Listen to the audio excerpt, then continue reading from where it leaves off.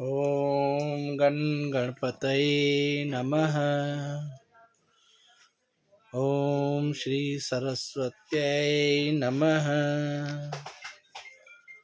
ॐ श्री गुरुभ्यो नमः। श्री स्वामी निश्चल दास प्रणीत विचार सागर, संपादक एवं रूपांतरकार आचार्य डॉक्टर किशोर दास स्वामी। द्वितीय तरंग, अनुबंध विशेष निरूपण। दोहा, या के प्रथम तरंग में किया अनुबंध विचार, कहूँ अब द्वितीय तरंग में तिन ही को विस्तार। पहला दोहा। इस विचार सागर की पहली तरंग में सामान्य रूप से 4 अनुबंधों का निरूपण किया गया है। अब दूसरी तरंग में उन्हीं का शंका समाधान पूर्वक विस्तार किया जाता है। पहले दोहे का अर्थ। शंका, आपने प्रथम तरंग में कहा है कि अधिकारी, संबंध, विषय और प्रयोजन, इन 4 साधनों से युक्त व्यक्ति ही अधिकारी है। इन 4 साधनों में एक मुमुक्षुता भी आती है। मोक्ष की इच्छा का नाम मुमुक्षुता है। उस मोक्ष की इच्छा किसी को होती ही नहीं, क्योंकि मोक्ष के अंदर मोक्ष के 2 अंश हैं। एक कारण यानी अज्ञान सहित संसार की निवृत्ति, कारण सहित संसार की निवृत्ति यानी अज्ञान सहित संसार की निवृत्ति, और ख ब्रह्म की प्राप्ति। इनमें से कारण सहित संसार की निवृत्ति रूप मोक्ष तो कोई चाहता नहीं। यह भी मोक्ष का एक अंश है। इसकी कोई इच्छा नहीं करता, किंतु दुखों की निवृत्ति सभी चाहते हैं। पूर्व पक्षी इसी बात का प्रतिपादन करते हैं। अधिकारी खंडन। दोहा, मूल सहित जग ध्वंस की को करत नहीं आश, किंतु विवेकी चाहत हैं त्रिविध दुख को नाश। दूसरा दोहा। मूल अविद्या के साथ जगत की निवृत्ति की कोई इच्छा नहीं करता। प्रकृति पुरुष का विवेक, विवेक यानी विचार, प्रकृति पुरुष का विवेक करने वाले पुरुष 3 प्रकार के दुखों का नाश करना चाहते हैं। ये दूसरे दोहे का अर्थ हुआ। ग्रंथकार ने दोहे में विवेकी पद दिया है। इससे इस तथ्य को स्पष्ट कर दिया है कि यह किसका मत है। यह सांख्याचार्यों का सिद्धांत है। सांख्य दर्शन बहुत प्राचीन है। यह वास्तविक और वैज्ञानिक दर्शन है। इसके अनुयायी प्रकृति पुरुष का विवेक भेद ज्ञान विवेक यानी भेद ज्ञान करके आत्मा को परख लेते हैं। उदाहरण के लिए, एक व्यक्ति हाथ में हीरा लेकर कहीं चला जा रहा है। घन अंधेरा है, मार्ग में कंकड़ पत्थर भी हैं। ठोकर लगी, हीरा उसके हाथ से गिर जाता है और कंकड़ पत्थरों में खो जाता है। अब उस हीरे को पाने के 2 ही उपाय हैं। या तो उसकी दृष्टि सीधी हीरे पर पड़ जाए और वह हीरे को उठा ले, या फिर वहाँ के कंकड़ पत्थरों के साथ हीरे को उठा ले। एकांत स्थान पर बैठकर कंकड़ पत्थरों को बिन कर जुदा कर दे तो हीरा दिखाई दे जाएगा। वैसे ही योग के द्वारा या तो मन को आत्मा में एकाग्र करे तो आत्मा दिखाई देगा, या फिर प्रकृति पुरुष का विवेक करे और प्रकृति से उत्पन्न होने वाले मन, बुद्धि, इंद्रियां आदि जितने जड़ तत्व हैं उनसे आत्मा को पृथक करे तो आत्मा दिखाई दे सकता है। अतः 2 ही ऐसे चिंतन हैं, सांख्य और योग, जिनमें अन्य समस्त चिंतनों का समावेश हो जाता है। इनमें अंतर इतना है कि सांख्य ईश्वर को नहीं मानता और योग ईश्वर को मानता है। इसलिए कि ब्रह्म की साधना कठिन है, वह दिखाई दे या नहीं, किंतु दयालु ईश्वर प्रकट होकर दर्शन दे देता है। इसलिए अपने मन को उसके साथ साधक जोड़े तो ईश्वर का दर्शन हो जाता है। अतः सांख्य भी 2 प्रकार का है। एक भगवान कपिल का सांख्य और दूसरा गीता के दूसरे अध्याय में कहा गया सांख्य। कपिल का सांख्य ईश्वर को नहीं मानता। इनके मत में प्रकृति स्वतंत्र है। इसके अनुयायी ईश्वर, कृष्ण आदि आचार्य प्रकृति पुरुष का विवेक करते हैं। प्रकृति जड़ है और पुरुष चेतन है।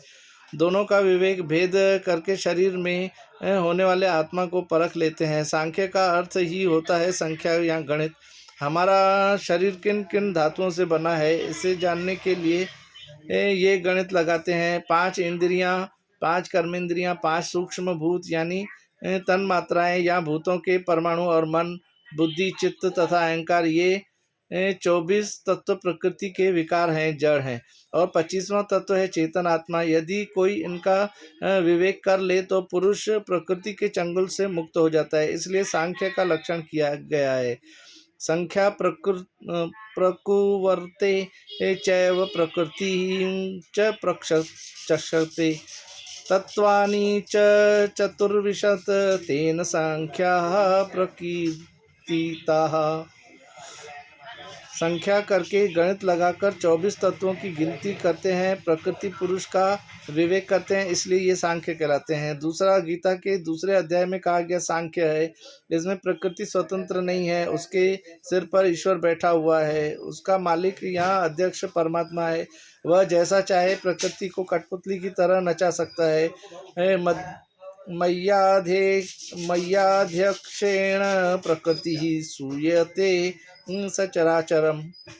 मैं इसका अध्यक्ष हूँ और मेरे द्वारा प्रकाश पाकर यह चराचर जगत को उत्पन्न करती है। संसार के सभी पदार्थ त्रिगुणात्मक हैं, इनकी ओर पुरुष आकर्षित होता है। यदि मानव मन इन पदार्थों की आसक्ति को त्याग दे और इनसे ऊपर उड़ जाए तो वह जन्म, मृत्यु, बुढ़ापा आदि के दुखों से मुक्त हो सकता है। गुणानेतान्तीन देहि देह समुद्भवः जन्म मृत्यु जरा दुःखैर्विमुक्तो मृतमश्नुते। गीता। सिद्धांती, आपका कहना ठीक है कि सब लोग ऐसे दुखों की निवृत्ति की ही इच्छा करते हैं, पर अज्ञान सहित जगत की निवृत्ति बिना दुख की निवृत्ति के हो ही नहीं सकती। अतः यह मानना होगा कि वे लोग दुख निवृत्ति के साथ साथ अज्ञान सहित जगत की निवृत्ति भी चाहते हैं। अब विचार है कि कारण सहित संसार की निवृत्ति को कोई चाहता नहीं, किंतु दुखों की निवृत्ति सभी चाहते हैं। दुख तीन प्रकार के होते हैं: आध्यात्मिक, आदिदैविक, आदि भौतिक। पहला आध्यात्मिक दुख, आत्मा से संबंध रखने वाले दुख। आत्मन अधि इत्याध्यात्मम। यहाँ आत्मा शब्द का अर्थ है 3.5 हाथ का शरीर और उसमें होने वाले मन और बुद्धि। रोग, शोक, संताप, क्रोध आदि जो भी दुख होते हैं उनका अनुभव शरीर में होने वाले मन के द्वारा होता है। मन शरीर के अंदर है, अतः अध्यात्म है। दूसरा आदिदैविक दुख, यक्ष, राक्षस, भूत, प्रेत, पिशाच, हाकनी, डाकनी, राहु, केतु, शनि आदि से तथा अतिवृष्टि, अनावृष्टि, आंधी, तूफान, गर्मी, सर्दी आदि से जो दुख होता है वह आदिदैविक दुख है। शनि आदि की दृष्टि वक्र हो जाए तो जीवन में ये दुख आते हैं। तीसरा आदि भौतिक दुख, बाहर के भूतों या प्राणियों से होने वाले दुख, जैसे चोर, डाकू, सांप, बिच्छू, शेर, बाघ आदि से होने वाले दुख आदिभूत दुख कहलाते हैं। इन 3 प्रकार के दुखों के नाश की सबको इच्छा होती है। दुख से भिन्न जो पदार्थ हैं उनके नाश की इच्छा विवेकी पुरुष नहीं करते, इसलिए अज्ञान सहित सकल संसार की निवृत्ति की इच्छा किसी को भी नहीं हो सकती। सांख्याचार्यों की मान्यता है कि ऊपर कहे गए आध्यात्मिक आदि 3 प्रकार के दुखों के प्रबल प्रहार के कारण प्रत्येक प्राणी में उन दुखों को नष्ट करने के उपाय की तीव्र जिज्ञासा होती है। उस जिज्ञासा की शांति यदि दृष्ट दिखाई देने वाले लौकिक दवा आदि उपायों का प्रयोग करके करना चाहें तो कभी न कर सकेंगे। इसमें यह कारण है कि बुखार आदि रोगों को दूर करने लगे तो उसके लिए जो दवाई आदि का सेवन करते हैं तो उसमें अनेक दोष छिपे बैठे हैं। पहला, आजकल नकली दवाइयाँ चल रही हैं, उस दवा के सेवन से अवश्य रोग दूर हो ही जाएगा, यह कोई नियम नहीं है। दूसरा, उस दवा के सेवन से सदा सदा के लिए रोग निवृत्त हो जाएगा, यह भी कोई निश्चित नहीं है। तीसरा, निरंतर दवा सेवन से साइड इफेक्ट भी हो सकता है। ऐसे दोषों को हम अनेकांतता और अत्यंतता नाम दे सकते हैं। दवा सेवन करने से पैदा होने वाले ऐसे दोष हैं। इसी प्रकार आनुश्रविक वेद द्वारा बताए गए यज्ञ यागादि कर्मों में भी दोष देखने को मिलते हैं। इनमें जहाँ पुण्य होता है वहाँ पाप भी होता है। आहुति डालते समय जीव हिंसा होती है, कीड़े मकोड़े मर जाते हैं, इसलिए उसमें भी 3 दोष होते हैं: अविशुद्धि, नश्वरता और अतिशयता। पहला, अविशुद्धि। यज्ञ करने से पुण्य होता है, किंतु उसके साथ पशु हिंसा होने से कुछ पाप भी कमाया जाता है। अतः यह पुण्य सर्वथा शुद्ध नहीं है, उसमें थोड़ा पाप भी मिला हुआ है। जब पुण्य अपना फल देने के लिए सिर उठाएगा, तब पाप भी पीछे क्यों रहेगा? वह बराबर कंधे से कंधा मिलाकर बगल में आकर खड़ा हो जाएगा। फिर तो स्वर्ग में सुख के साथ साथ दुख भी उठाना पड़ेगा। दुख नाश के इस लंबे और कठिन रास्ते पर भागते भागते दूर चले गए, दुखों से अछूते नहीं रह पाए। सोचा था इस ऊंचाई तक दुख नहीं पहुंच सकेगा, किंतु आगे देखा तो दुख बाघ के समान मुंह फैलाए खड़ा है। दूसरा, नश्वरता। यज्ञादि करने से उत्पन्न होने वाला पुण्य भी परिमित ही होता है। स्वर्ग के सुख भोगते भोगते वह खर्च हो जाता है। स्वर्ग 5 सितारा होटल के समान है। होटल में जितना पैसा खर्च करोगे उतनी सुख सुविधा मिलेगी। जहाँ जेब में पैसा खत्म हुआ, होटल वाले तत्काल निकाल देते हैं। स्वर्ग में भी तभी तक रहने को मिलता है जब तक पुण्य हो। स्वर्ग सुख न तो स्थायी है न नित्य है। कर्मों का फल क्षीण होने पर फिर पतन होता है। हम चाहते थे सदा स्वर्ग में बने रहना। ऐसा स्वर्ग किस काम का जहाँ से फिर नीचे गिरना पड़े। जैसे ही पुण्य समाप्त हुए, देवता धक्का देकर पृथ्वी पर गिरा देते हैं। यहाँ फिर नरक के समान दुख भोगना पड़ता है। इसलिए स्वर्ग आदि में होने वाले भोग विनश्वर होने से चाहने योग्य नहीं है। तीसरा, अतिशयता। हम सोचते थे कि स्वर्ग में आलीशान भवन होंगे, एयर कंडीशन मकान होंगे, उनमें कोमल कोमल गद्दे तकिए लगे होंगे, थिएटर सिनेमा होंगे, नृत्य संगीत होगा, तभी सभी लोग प्रसन्न होंगे, सब हिल मिल कर रहते होंगे। पर वहाँ जाने से पता चला कि वहाँ भी विषमता है, ऊंच नीच का भेदभाव है। इंद्र आदि देव दिव्य महलों में रहते हैं, कुछ देव देवांगनाएं झुपड़पट्टी में रहते हैं। छोटे देव बड़ों से ईर्ष्या करते हैं और बड़े वरुण कुबेर आदि छोटों को कीड़ा मकोड़ा समझते हैं। बड़े बड़े यज्ञ करके वहां पहुंचे देवों के बिस्तरे भवनों से नीचे लगे थे जैसे कोई खाना बदोश हो। ऊपर रहने वाले देवता उन पर थूक देते थे। वहां भी ईर्ष्या द्वेष था। वे बेचारे दुखी होकर अपशब्द कहते थे। इस प्रकार इस लोक में होने वाले और परलोक प्राप्ति के लिए किए जाने वाले उपायों से दुख दूर होता न देखकर विवेकी प्रकृति पुरुष का विवेक करने वाले सांख्य के आचार्यों ने दुखी जीवों को ऊंचे स्वर से पुकार कर कहा, दोस्तों, आपके इन दोनों उपायों से हमारा उपाय सरल है, इसमें कोई दोष भी नहीं है। इसे आप अवश्य अपनाइए। निश्चित रूप से आपके सब दुख दूर हो जाएंगे। हमारा उपाय है व्यक्ताव्यक्तज्ञ विज्ञानात्। व्यक्त नाम रूपात्मक स्थूल प्रकृति, अव्यक्त सूक्ष्म प्रकृति और शरीर में होने वाले आत्मा का विज्ञान विवेक ज्ञान। कुछ लोग संसार का मूल सहित विनाश करके दुख दूर करना चाहते हैं, किंतु हम ऐसा नहीं करते। हम अपने स्वार्थ के लिए परमात्मा के हरे भरे बगीचे संसार को उजाड़ना नहीं चाहते। कितना सुंदर आकाश का चंदोआ तना है, धरती पर हरा हरा गालीचा बिछा है, इस पर प्राणी विचरते हैं। यह जैसे का तैसा बना और बिछा रहे। केवल विवेक ज्ञान प्राप्त करके प्रकृति के चंगुल से मुक्त होना चाहिए। प्रकृति केवल हो जाए, अकेली हो जाए, पृथक हो जाए और आत्मा पुरुष भी उससे पृथक केवल हो जाए, यही सांख्य सम्मत कैवल्य है। उस दशा में पुरुष तटस्थ और अनासक्त होकर हीरे के समान चमकता रहता है। पूर्व पक्षी।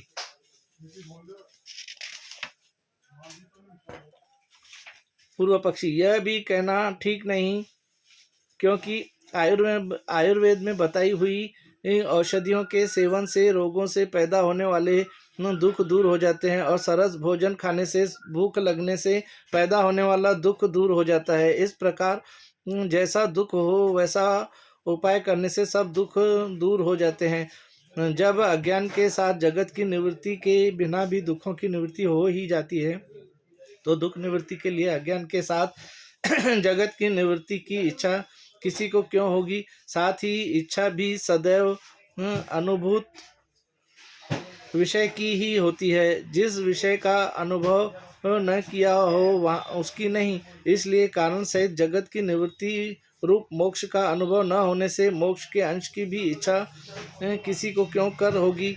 इसलिए पूर्व पक्षी कह रहे हैं, दोहा किय अनुभव जा वस्तु को ताकि इच्छा होई, ब्रह्म नहीं अनुभूत हम चाहे न ताकू कोई। तीसरा दोहा था ये।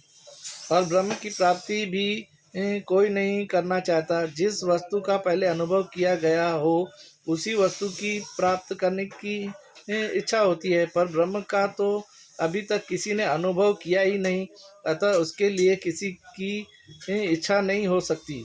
तीसरे दोहे का मोक्ष के ब्रह्म प्राप्ति रूप अंश की इच्छा भी नहीं हो सकती, क्योंकि जिस वस्तु का ज्ञान होता है उसी को प्राप्त करने की इच्छा होती है। जिस वस्तु का हम जानते ही नहीं उस वस्तु को प्राप्त करने की इच्छा भी क्यों होगी। जैसे दूसरे देशों में अनंत पदार्थ विद्यमान हो, हम उनके विषय में कुछ जानते ही नहीं, तब उनको प्राप्त करने की इच्छा भी नहीं होती। वैसे ही अधिकारी पुरुष को ब्रह्म का ज्ञान तो अभी तक हुआ नहीं, ब्रह्म उसके लिए अज्ञात है, इसलिए उसे ब्रह्म प्राप्ति की इच्छा हो ही नहीं सकती।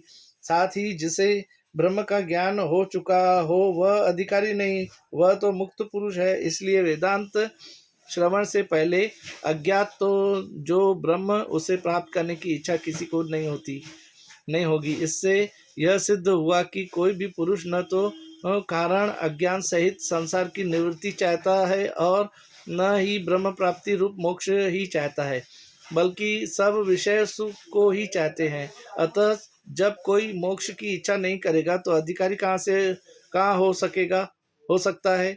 दूसरी बात है कि अन्य रीति से भी अधिकारी का अभाव है। दोहा चाहत विषय सुख सकल जन, नहीं मोक्ष को पंथ, अधिकारी या तय नहीं, पढ़े सुने जो ग्रंथ। चौथा दोहा सब लोग विषय सुख को ही चाहते हैं, मोक्ष मुक्ति के मार्ग को नहीं। अतः मोक्ष की इच्छा न होने से कोई अधिकारी नहीं है जो आपके इस ग्रंथ को पढ़े और सुने, इसलिए यह ग्रंथ बनाना ही व्यर्थ है। चौथे दोहे का अर्थ सच्चे अर्थ में वैराग्य आदि भी नहीं बन सकते, कारण कि सभी लोग विषय सुख को चाहते हैं। हजारों लाखों में कोई एक व्यक्ति सब विषयों की कामना छोड़कर तपश्चर्या में लगता है, वह भी परलोक के दिव्य भोगों को प्राप्त करने की इच्छा से अपनी काया को तपाता है, भोगी शरीर को सजाता है और कामनावान शरीर को तपाता है। दोनों शरीर तक ही सीमित हैं, उनका केंद्र बिंदु मात्र शरीर है। उनके मन में लोक परलोक के विषय सुख की इच्छा बनी हुई है, पर मोक्ष में विषय सुख होते नहीं, इसलिए मोक्ष के मार्ग पर कोई चलता ही नहीं। इस प्रकार मोक्ष की इच्छा रूप मुमुक्षुता सिद्ध नहीं होती, सबको विषयों से मिलने वाले सुख की ही इच्छा होती है। वैराग्य, शम, दम, तितिक्षा, अप्रति ये सद्गुण किसी में होते ही नहीं। अतः चार साधनों से संपन्न अधिकारी के न मिलने से इस ग्रंथ का आरंभ करना ही व्यर्थ है। विषय खंडन। दोहा जीव ब्रह्म की एकता, कयो विषय सो कूर, क्लेश रहित विभु ब्रह्म इक, जीव क्लेश को मूर। पांचवा दोहा आपने पहले जीव ब्रह्म की एकता का प्रतिपादन इस ग्रंथ का विषय कहा है, वह भी बन नहीं सकता, वह कूर झूठ है, क्योंकि ब्रह्म तो क्लेश रहित विभु और एक है और जीव क्लेश सहित सीमित और अनेक हैं। पांचवें दोहे का अर्थ पूर्व पक्षी आपने जो पहले कहा कि जीव ब्रह्म की एकता बताना इस ग्रंथ का विषय है, यह बात भी ठीक नहीं, क्योंकि ब्रह्म तो अविद्या, अस्मिता, राग, द्वेष और अभिनिवेश इन 5 क्लेशों से रहित है। क्योंकि ब्रह्म तो अविद्या, अस्मिता, राग, द्वेष और अभिनिवेश इन 5 क्लेशों से रहित है। विभु यानी व्यापक है, एक है, सजातीय विजातीय स्वगत भेद शून्य है, इसकी जाति का दूसरा कोई ब्रह्म है ही नहीं। जीव तो नाना प्रकार के क्लेश उठाते रहते हैं, वे सीमित मात्र 3.5 हाथ का शरीर रूपी वस्त्र पहने हुए हैं, संख्या में अनेक हैं, जितने शरीर हैं उतने ही जीव हैं। मनुष्य की बात नहीं, पशु पक्षी आदि और भी जीव हैं। जीव प्राण धारणे जिनके शरीरों में प्राणों की धौकनी चलती है, वे सब जीव हैं। यदि सब शरीरों में एक ही चैतन्य हो तो एक शरीर में सुख और दुख होने पर सब शरीरों में सुख और दुख की प्रतीति होनी चाहिए। ऐसे विरुद्ध कर्म धर्म वाले जीव का ब्रह्म से अभेद कैसे? टिप्पणी। महर्षि पतंजलि का कहना है कि मनुष्य के मन में क्लेश देने वाली वृत्तियां उत्पन्न होती है। चित्त को चंचल करने वाली ये तरंगे हैं। ये संख्या में 5 हैं। अविद्या, अस्मिता, राग, द्वेष, अभिनिवेशः, पंचक्लेशः। योग सूत्र 2/3। यदि चित्त में क्लेश बना रहे तो विपरीत ज्ञान होता है, आत्मा के स्वरूप का दर्शन नहीं होता। पहला, अविद्या का अर्थ है जादूगर का खेल।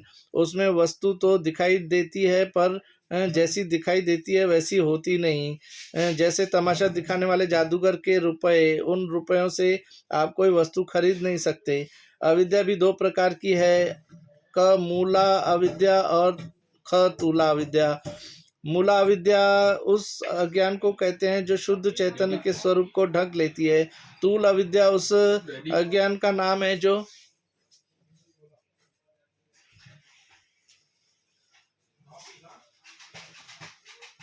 है जो सिपी आदि विषयावच्छिन्न चैतन्य को ढकता है। इसमें मूल अविद्या कार्य और कारण रूप से 2 प्रकार की है, जो अनादि काल से भाव रूप हो और जिसमें आवरण तथा विक्षेप शक्तियां छुपी हो, वह कारण अविद्या है।